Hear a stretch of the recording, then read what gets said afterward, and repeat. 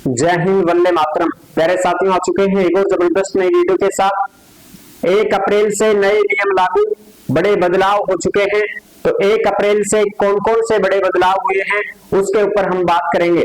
कम से कम 30 बड़ी अपडेट मैं आपको देने वाला हूं, जो 1 अप्रैल से नए नियम लागू और नए बदलाव हो चुके हैं उनके ऊपर हम बात करेंगे इस वीडियो के माध्यम से। किन किन पर प्रभाव पड़ेगा, किन किन पर नहीं पड़ेगा, सारी की सारी जानकारी को हम इस वीडियो में शामिल करने जा रहे हैं। तो अभी तक आप नहीं जुड़े हैं चैनल से तो विश्वास के साथ आप ओमवीर योजना के यूट्यूब चैनल को सब्सक्राइब कर सकते हैं, क्योंकि यहाँ पे आपको सभी सरकारी योजनाओं की जानकारी और अपडेट दी जाती है। चलो शुरू करते हैं। मैं राजेश गुर्जर स्वागत करता हूं आप सभी का एक और नई वीडियो में। आओ जी फटाफट से हम इसके ऊपर बात करेंगे और पूरी जानकारी को अच्छे से समझेंगे।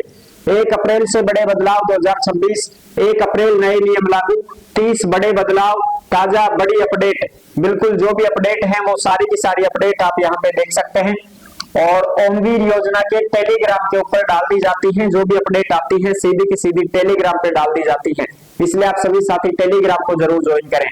जिस नाम से यूट्यूब चैनल है उसी नाम से टेलीग्राम चैनल है, उसी नाम से इंस्टाग्राम चैनल है, उसी नाम से फेसबुक आईडी है। सभी साथी जुड़ सकते हैं, फॉलो भी कर सकते हैं।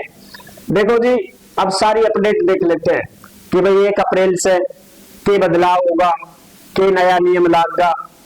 सब नया नियम बहुत जल्दी लागी। हाँ, एक आदमी तो कागज पत्रा में लागे रो, या नयो बनवाओ या 8 गो या रद्द हो या नयो बनवाओ या ना चाले या चाले गो एंड लागे रहो एक आदमी तो है।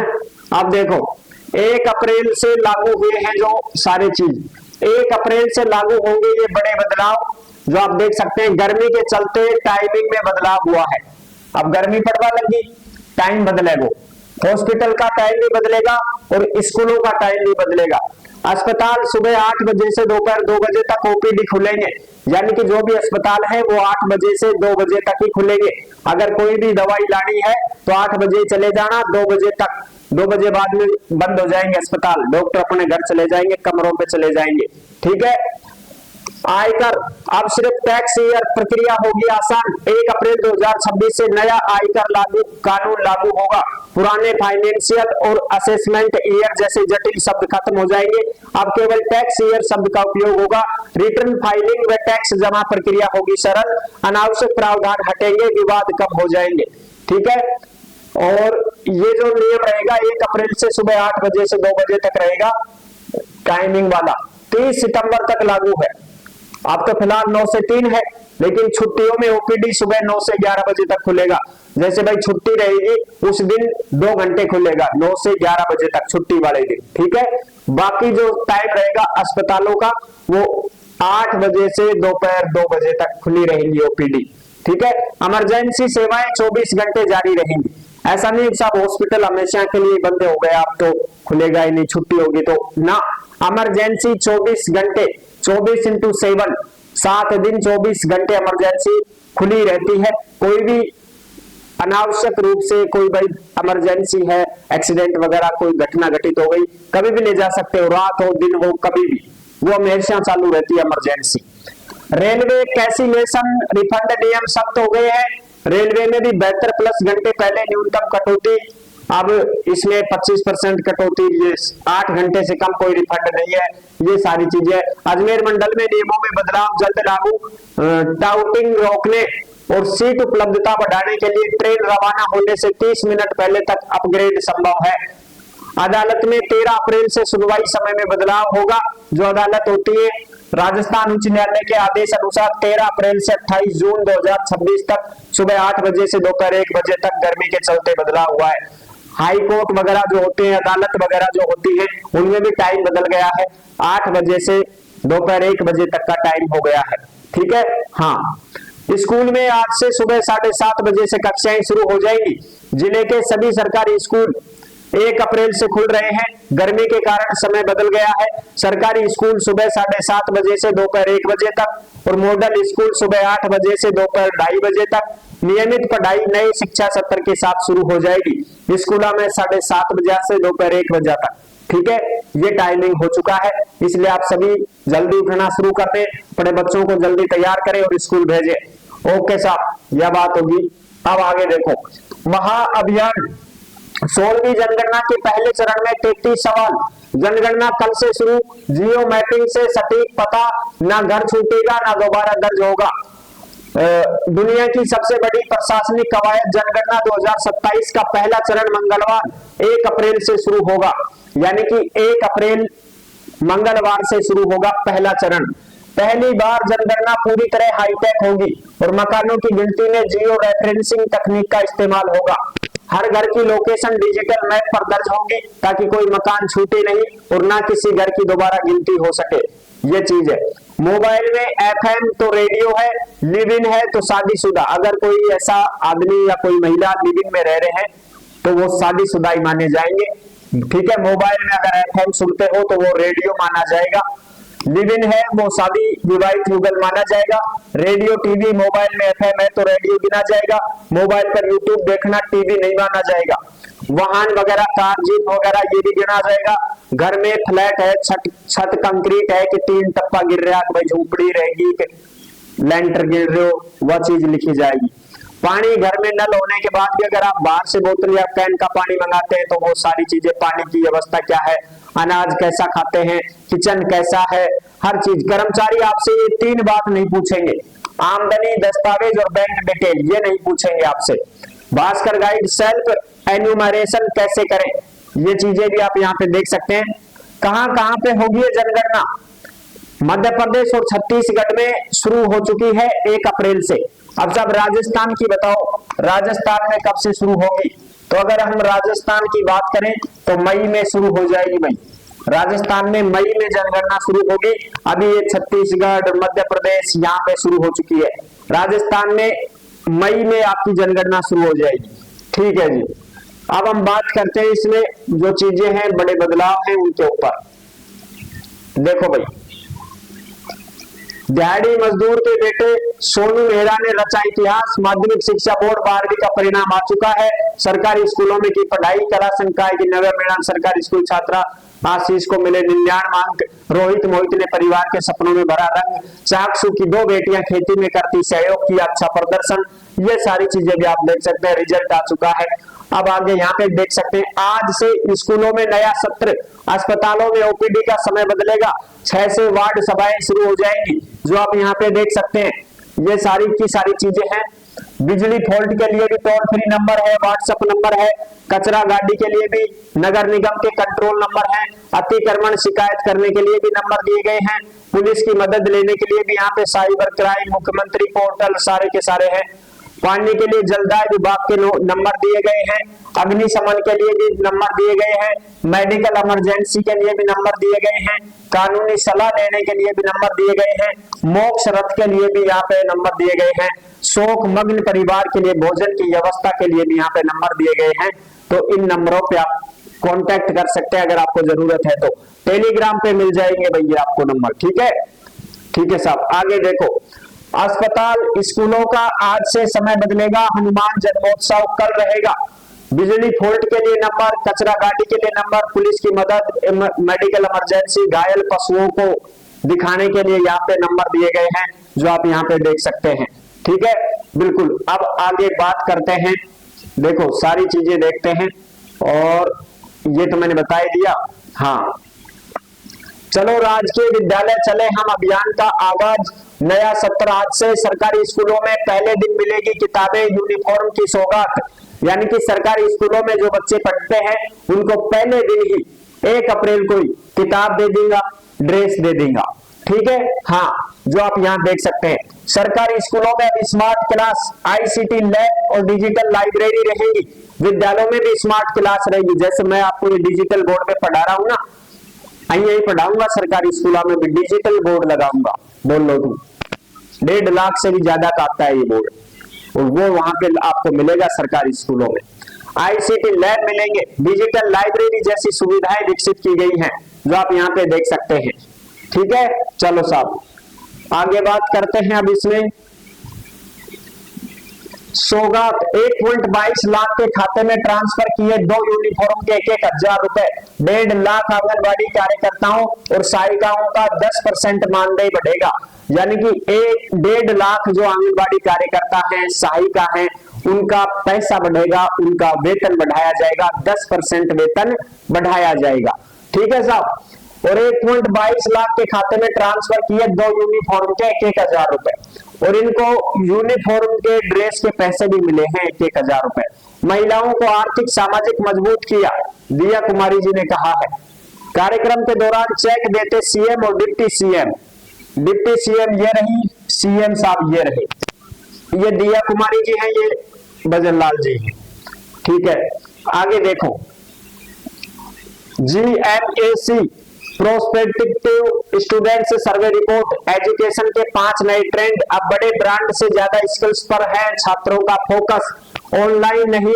91% छात्र क्लासरूम में पढ़ना चाह रहे हैं। एक सर्वे किया गया था जिसमें पता चला है कि ऑनलाइन विद्यार्थी जो हैं, ऑनलाइन क्लास लेते हैं, तो 91% ऐसे विद्यार्थी हैं जो ऑनलाइन क्लास नहीं लेना चाहते, ऑफलाइन बैच में पढ़ना चाहते हैं, यानी कि वो फेस टू फेस टीचर से सबसे मेल खाना चाहते हैं। बात ये है। अब जैसे अब आजकल तो ऑनलाइन चल गई, जैसे ऑनलाइन ऐप देते हैं, ऑनलाइन क्लासें हैं, ऑनलाइन आप पढ़ रहे हो, जैसे मैं आपको ऑनलाइन पढ़ा रहा हूं, तो ऐसे 91% छात्र क्लासरूम में पढ़ना चाह रहे हैं। तो सब ऑनलाइन तो कितना पढ़ना चाहूंगा, 9% ही पढ़ना चाहेंगे ऑनलाइन तो। ठीक है, ये एक सर्वे के मुताबिक आई है ये बात, जो आप यहाँ पे देख सकते हैं। विदेश में पढ़ाई, पहले 72% छात्र अमेरिका जाना चाह रहे थे, जो 49% ही रह गए हैं।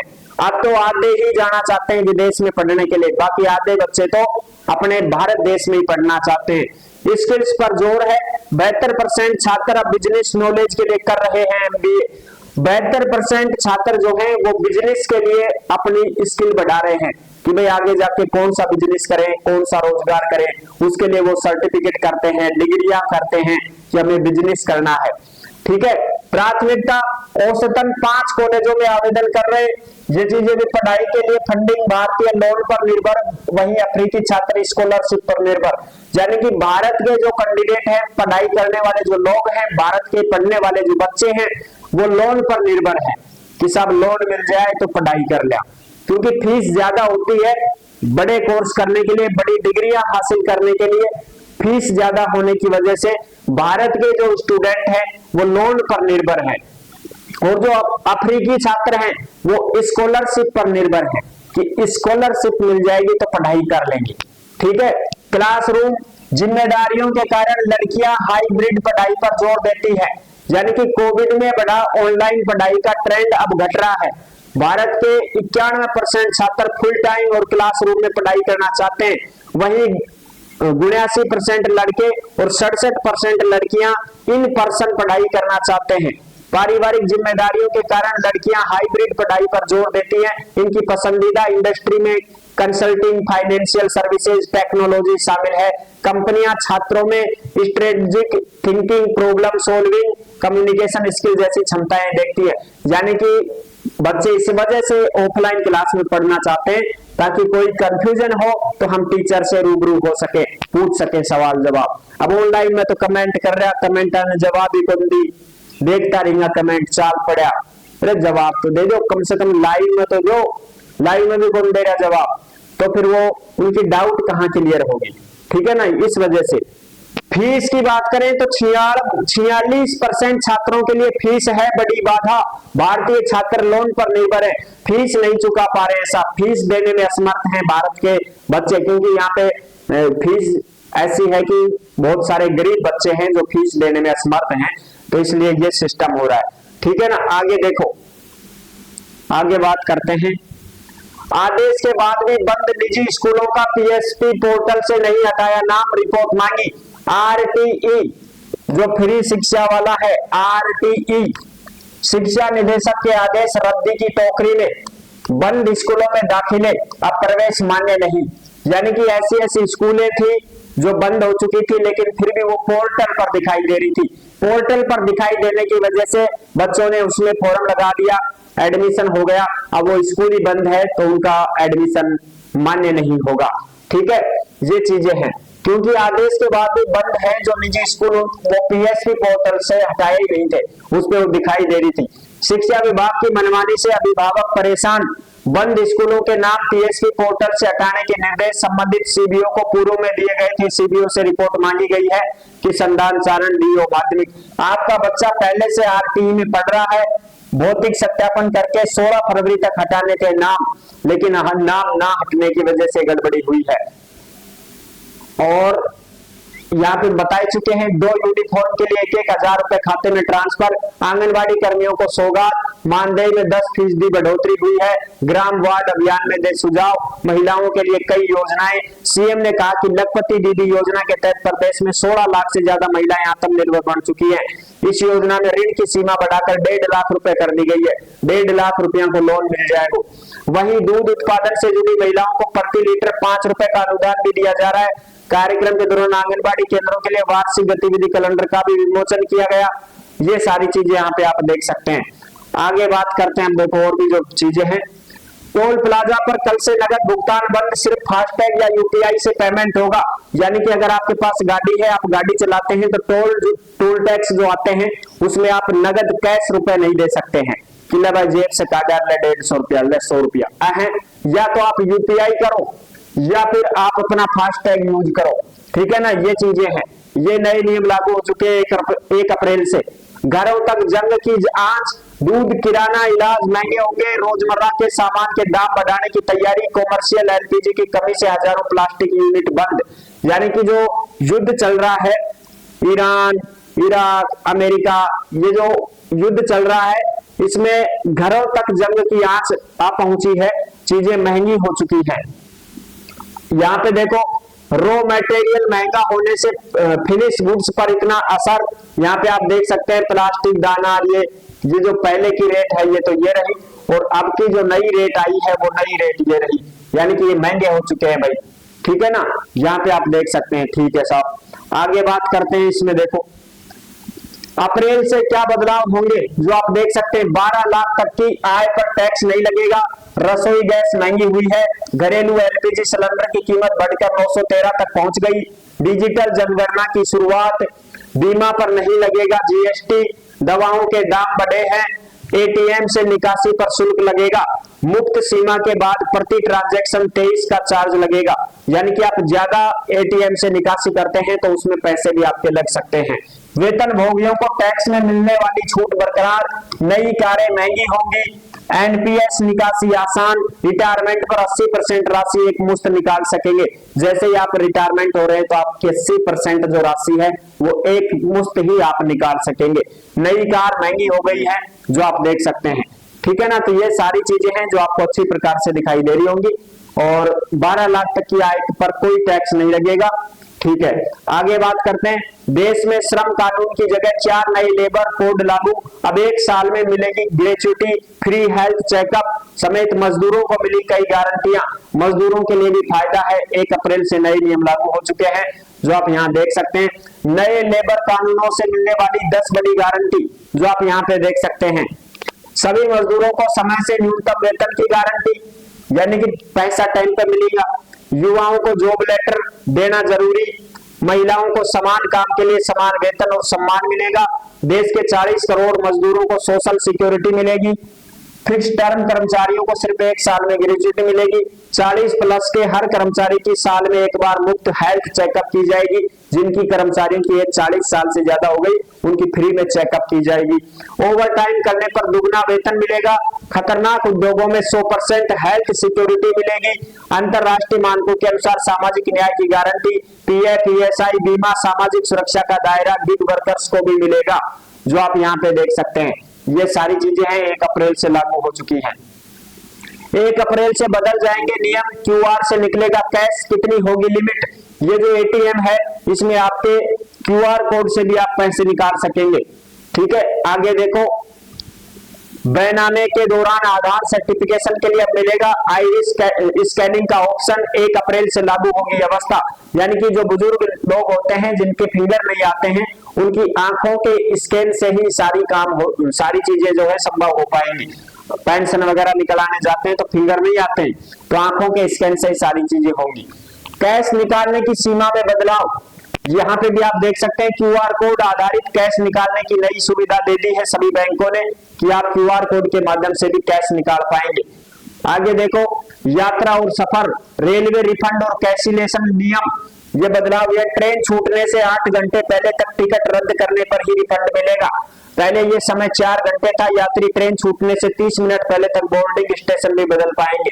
यानी कि मान लो आपकी ट्रेन छूट गई है तो 8 घंटे पहले तक टिकट रद्द करने पर ही रिफंड मिलेगा।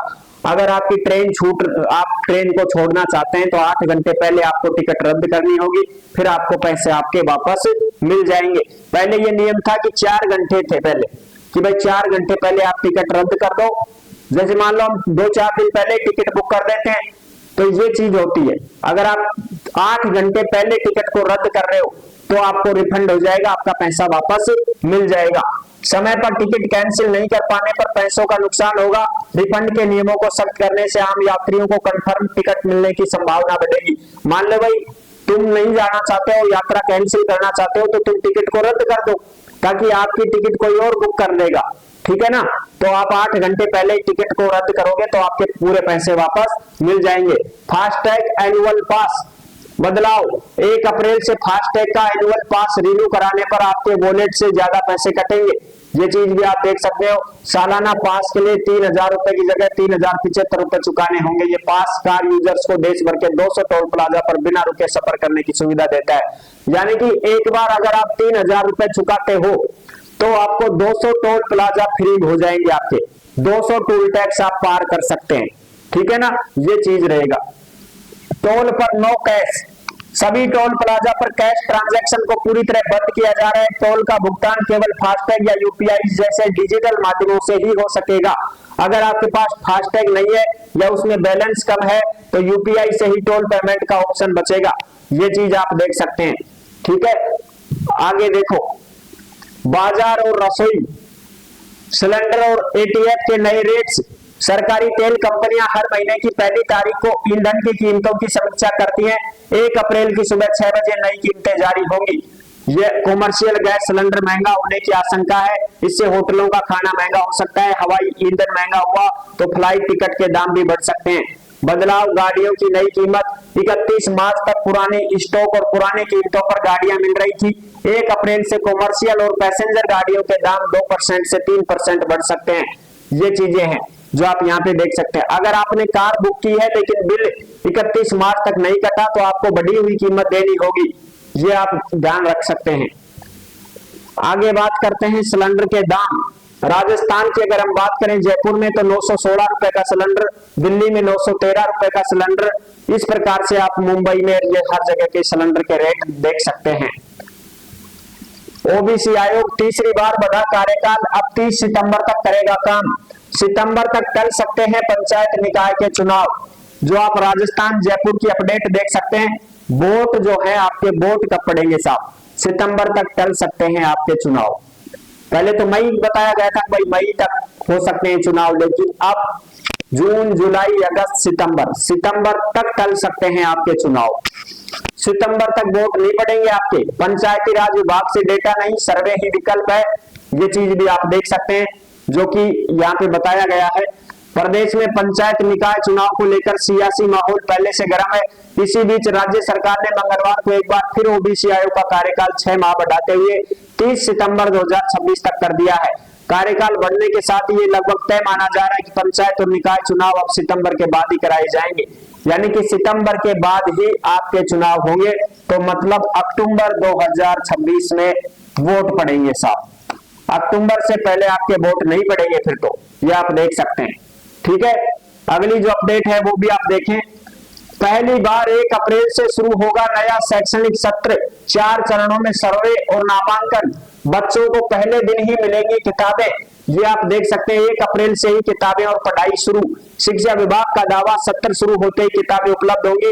31 मार्च तक निःशुल्क पाठ्य पुस्तकों का वितरण पूरा करने के निर्देश। पढ़ाई बिना किसी रुकावट के पहले दिन से ही शुरू होगी, इसीलिए किया बदलाव। अधिकारियों को सख्त निर्देश दिए गए हैं। ये सारी चीजें आप अच्छी प्रकार से यहाँ पे देख सकते हैं। तो ये थी आज की लेटेस्ट अपडेट। 1 अप्रैल को जो नए नियम लागू हुए हैं, बड़े बदलाव हुए हैं, वो सारे मैंने इस वीडियो में कवर कर दिए हैं। आपको अच्छी प्रकार से सारी चीजें पता चल गई होंगी। अब जो ऐसे कैंडिडेट हैं जो भर्तियों की जानकारी पाना चाहते हैं, वो ओमवीर रोजगार के यूट्यूब चैनल से जुड़ सकते हैं। यहाँ पे आपको सभी भर्तियों की जानकारी और अपडेट दी जाती है। धन्यवाद। नेक्स्ट वीडियो में मिलेंगे नई अपडेट के साथ। तब तक के लिए सभी प्यारे साथियों को जय हिंद, जय भारत।